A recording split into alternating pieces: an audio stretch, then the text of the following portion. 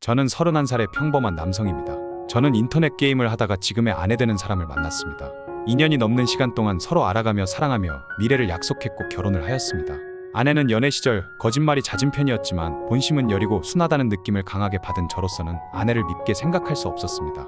그 후 한 지붕 생활을 하며 여느 가정과 같이 아둥바둥 지지고 볶고 단란한 생활이 이어가던 중 저에게 큰 사고가 있었습니다. 왼손에 3-4수지가 절단되는 산재 사고가 일어나고 말았습니다. 저는 대기업 하청의 엔지니어로 일하고 있었고 후임 직원의 기계오 작동으로 인한 끔찍하고 가슴 아픈 사건이었죠. 그 후 다친 손에 고통보다 참기 힘든 여러 가지 어려움들과 맞닥뜨리게 되었습니다. 눈만 뜨면 봐야 했던 끔찍한 내 손, 몇 차례의 견디기 어려운 수술들과 홀어머니의 우울증, 형제들의 어두운 얼굴, 좌절하여 하루가 다르게 살이 빠져가던 나의 와이프. 그것도 모자라 회사와의 합의 과정이 원만히 이루어지지 않아 과실책정하여 소송을 걸려는 회사와의 불합리적인 통보. 퇴원한 뒤에도 취업은 당분간 어려운 상태였고 정말 말로 다하기 힘든 피폐한 생활의 연속이었습니다. 무엇보다 앞으로의 삶에 대한 자신감이 많이 없었습니다. 서로의 집안이 어려운 탓에 도움은 크게 바랄 수 없었던 때 와이프가 어느 날부터 취직했다며 출근을 하였고 하루에도 현금을 적게는 10만원에서 많게는 20만원이 넘는 돈을 가져오기 시작했습니다. 당장 다음 달 월세도 걱정해야 했던 상황에 저는 내심 걱정을 조금 덜긴 했지만 의구심이 들었습니다.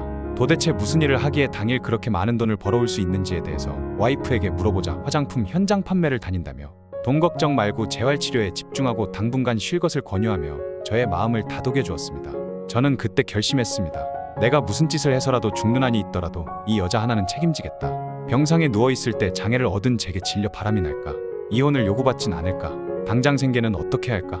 많은 걱정을 했던 저에겐 와이프의 그런 말과 노력하는 모습들이 얼마나 감사했는지 모르겠습니다. 하지만 오래가지 않아 와이프가 다방에 출근했다는 사실을 지인을 통해서 듣게 되었습니다.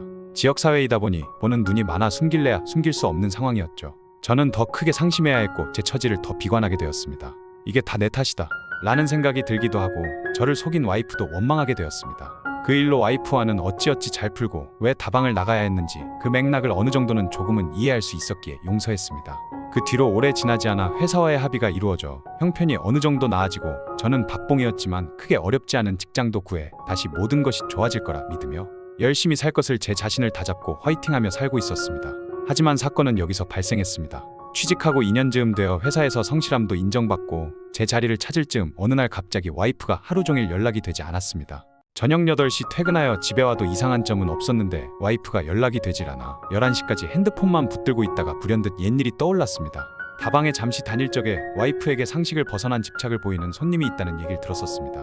이사도 했고 전화번호를 바꾼 뒤 주춤하여 잊고 살았었는데 단 한 번도 이런 식으로 연락이 안 되거나 외출한 적이 없는 사람인데 흉흉한 세상에 큰일이라도 났을까 싶어 더 이상 기다리지 못하고 경찰서에 가 실종신고 및 저의 사견을 강력계 형사님들께 어필하여 바로 수색작업에 나서주셨습니다. 형사님들께선 저에게 집에서 기다리고 계시라 하였지만 저는 그럴 수 없었고 꺼져 있는 와이프의 핸드폰이 켜지기를 바라며 제가 사는 도시를 여러 차례 뛰어다니며 돌았습니다. 하지만 찾지 못했고 형사님들께서는 핸드폰이 꺼져 있어 위치가 전화국으로 나온다며 기다려보자 하셨습니다.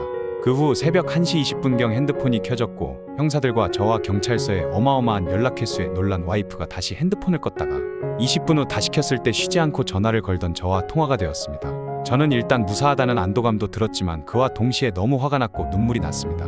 어디냐고 데리러 간다고. 내가 걱정되어 신고한 바람에 일이 커졌는데 당황하지 말라고 이야기하자.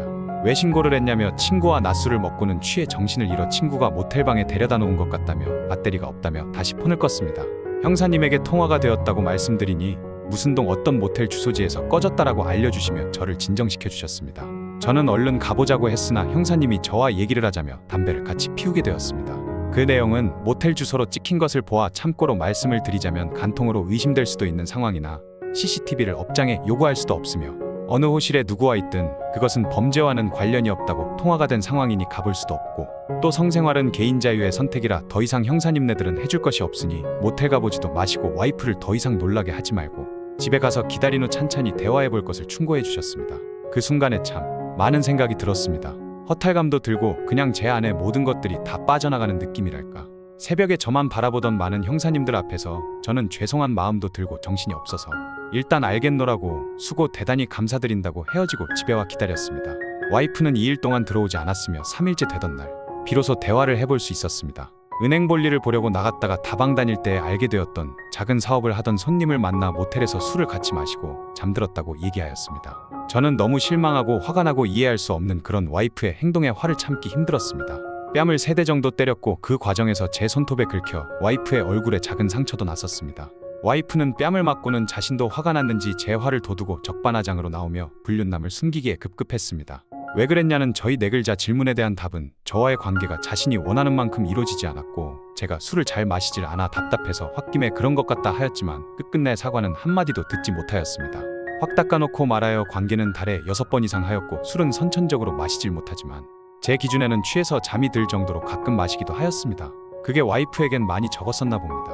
하지만 그것을 핑계 삼는다는 것에 정말 실소가 나왔던 것 같네요. 그 뒤로 저는 집에서 무작정 뛰쳐나왔고 와이프는 되려 절 가정폭행으로 경찰서에 신고했습니다. 이 무슨 콩가루 집안의 말도 안 되는 얘기냐 하시는 분도 있겠지만 저는 이 일로 우울증이 와서 한 달 가까이 하루 2시간도 자지 못하고 제정신이 아닌 상태로 지내며 버티고 있습니다. 많은 고심 끝에 이혼하려 장인 장모님께 사실대로 말씀드렸고 저희 집에도 얘기했습니다. 집안이 풍비박산 나는 것이 하루아침이더군요. 장인 장모님께서 무릎 꿇고 사과하셨고 친정에 와이프를 데리고 가 일주일 정도 계셨습니다.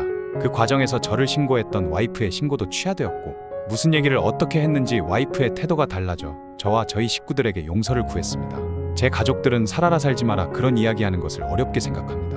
저의 판단을 믿고 싶어 하시는 것 같고 저는 현재 가치는 지내고 있지만 와이프와 대화도 많지 않고 아주 작은 것에도 불같이 목에 핏대를 세우며 화내는 제 모습을 보곤 합니다.